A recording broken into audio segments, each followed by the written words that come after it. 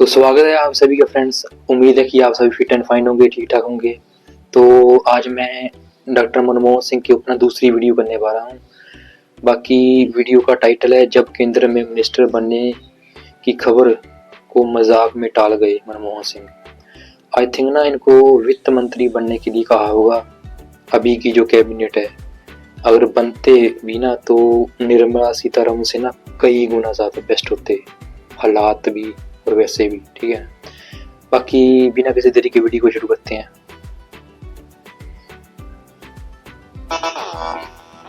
नमस्कार, आप ललन टॉप देख रहे हैं। ओम शांति लिख देना कमेंट सेक्शन में के बारे में। मनमोहन सिंह से उनकी सफलता के बारे में पूछा गया तो उन्होंने कहा, मैं जो कुछ भी हूँ अपनी पढ़ाई लिखाई की वजह से। आज के पाकिस्तान में पढ़ने वाले गांव में पैदा हुए थे मनमोहन सिंह।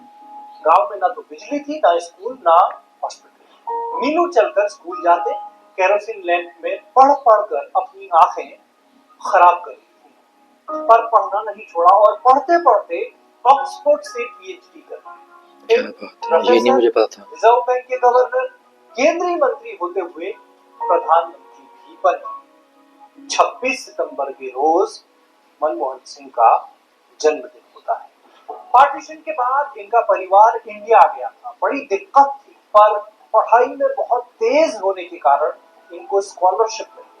हमेशा फर्स्ट आए। इंग्लैंड में इकोनॉमिक्स का एडम स्मिथ पुरस्कार मिला था, पर बहुत शर्मीले थे। बीबीसी के पत्रकार मार्क कली को मनमोहन सिंह ने बताया था कि कैम्ब्रिज में पढ़ने के दौरान मेरे में ही बहुत है ठंड में, यानी दूसरी बात मैं भी इनके जैसे ना इकोनॉमिक्स का स्टूडेंट रह चुका हूँ, क्योंकि गर्म पानी के पास भीड़ लगी रहती थी और वहां के लोगों को ये अपने लंबे बाल नहीं दिखाते। माई हॉस्टल लाइफ जैसे। बाद में इंडिया आ गए और अमृतसर के एक कॉलेज में पढ़ाने लगे।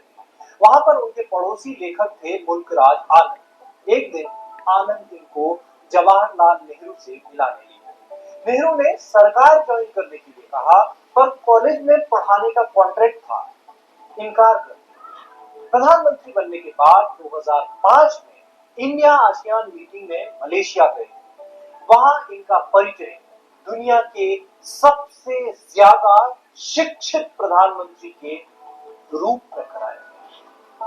आजाद भारत की प्रगति को मनमोहन सिंह के रूप में देखा जा सकता है। विभाजन के बाद घर बार छोड़कर आए परिवार का लड़का, जिसका कोई जुगाड़ नहीं था, जो शर्मिला था और जिसके पास पैसा भी नहीं था, भारत के लिए हर तरह की पोजीशन संभालता हुआ देश का प्रधानमंत्री बना।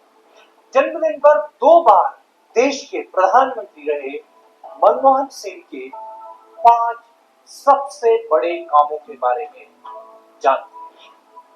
पहला, 1991 का इकोनॉमिक रिफॉर्म यानी आर्थिक सुधार। 90 के दशक की शुरुआत में भारत की अर्थव्यवस्था लड़खड़ा गई। दुनिया में भी खाड़ी युद्ध के चलते पेट्रोलियम क्राइसिस हो गया था। भारत के पास पैसा नहीं बचा था, काम चलाने लायक नहीं। उस वक्त नरसिम्हा राव ने मनमोहन सिंह को वित्त मंत्री बनाया, इकोनॉमी में सुधार के लिए। मनमोहन सिंह के पास जब मंत्री बनने की खबर आई तो उन्हें मजाक लगा। अगली सुबह डांट पड़ी तो समझ आया कि मामला थोड़ा सीरियस। इस वाली खबर की बात कर रहे होंगे। इंटरनेशनल मॉनेटरी फंड इस सुधार पर नजर गड़ाए हुए था, पर देश में ऐसा माहौल बना कि लोग कहने लगे अभी तो पीएम के बाद वित्त मंत्री नहीं ना बन सकते थे। ऐसे में नए नियम लाने में भी डर भी था। राव का साफ कहना था कि अगर ये सुधार सफल हो गए तो सरकार को क्रेडिट मिलेगा, अगर नहीं हुए तो फिर मनमोहन सिंह की जिम्मेदारी होगी। That's is the leadership. सफल हुए, देश सही रास्ते पर चल पड़ा। दूसरी बड़ी कामयाबी, आरटीआई एक्ट साल 2005। भारत में 2 एक्ट ऐसे बने हैं जो जनता को सबसे ज्यादा अधिकार देते हैं, कंज्यूमर एक्ट और आरटीआई। मनमोहन सिंह के सत्ता में आते ही ये एक्ट पास हो गया। इसके लिए देश के लोग लंबे समय से लड़ रहे थे। इस एक्ट के चलते जनता अफसरों से जवाब तलब कर सकती है। इससे पहले अफसर हर रिपोर्ट को कॉन्फिडेंशियल कहकर किसी को बताते ही नहीं। इसके चक्कर में भ्रष्टाचार बहुत होता था, पर इसी एक्ट के चलते ही मनमोहन सरकार पर भी घोटालों के आरोप लग गए। तीसरा, मनरेगा साल 2006। ये एक ऐसा एक्ट आया जिसने सरकार और जनता के रिश्ते को बदल दिया।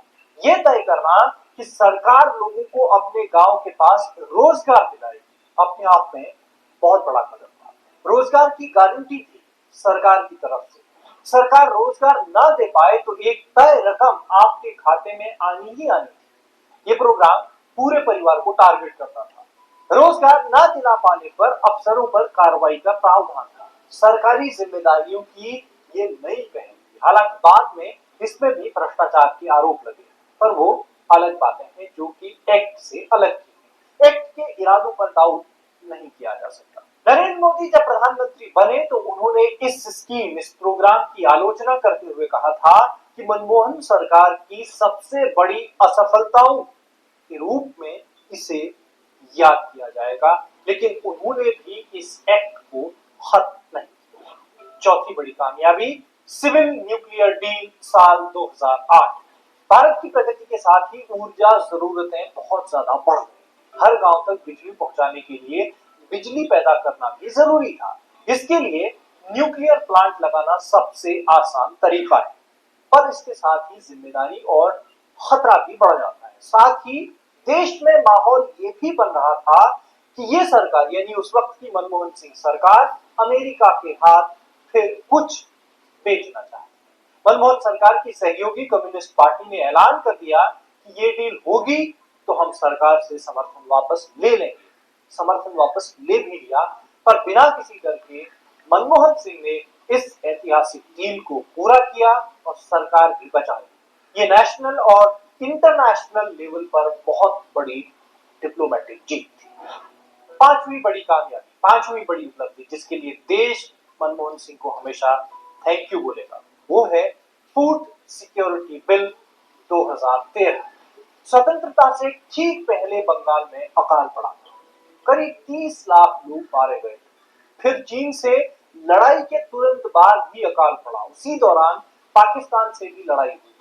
ग्रीन रेवोल्यूशन के बाद स्थिति थोड़ा बदली, पर वक्त गुजरने के बाद भी देश के बहुत सारे लोग भरपेट खाना नहीं खा पाए।